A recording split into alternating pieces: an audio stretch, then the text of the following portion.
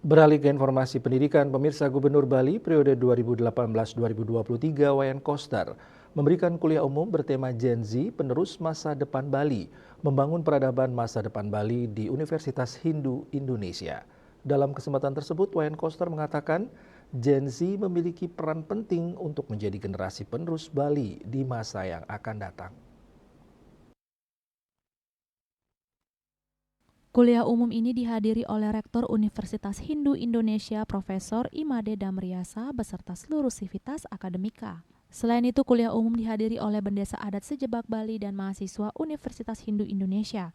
Dalam sambutannya, Rektor Unhi Profesor Imade Damriasa mengatakan dengan mengundang Gubernur Bali periode 2018-2023 Wayan Koster sebagai narasumber sesuai dengan tema yang diangkat sangat relevan dengan masa depan Bali.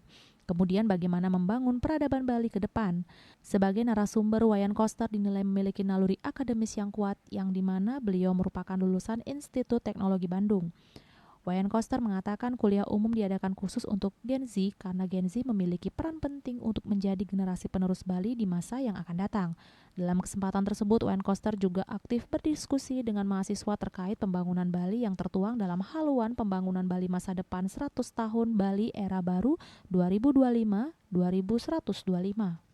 Mensosialisasikan pertama mengenai haluan pembangunan Bali masa depan 100 tahun Bali era baru yang akan menjadi jalan dan strategi untuk mewujudkan masa depan Bali. Dan tentu saja generasi Z itu akan memiliki peranan dan posisi untuk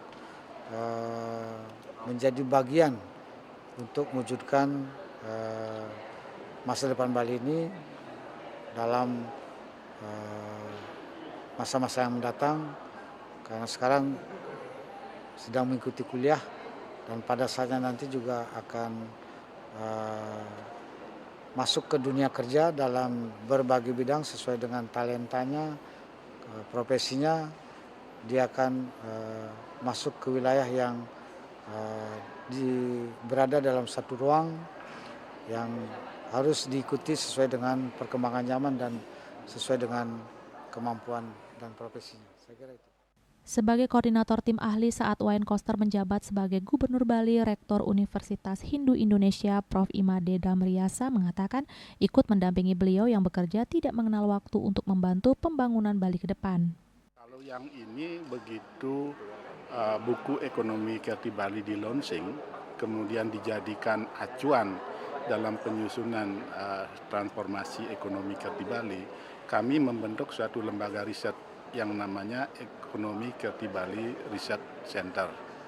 Nah, ini nanti sangat terkait dengan pembangunan perekonomian Bali ke depan. Dan Kreatif Bali Research Center ini atau disingkat dengan KBRC ini tidak hanya melibatkan akademisi dari UNHI.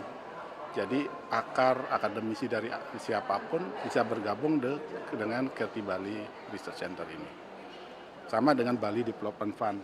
Nah, pembiayanya dari Development Fund, kemudian kajian-kajian risetnya oleh Kreatif Bali Research.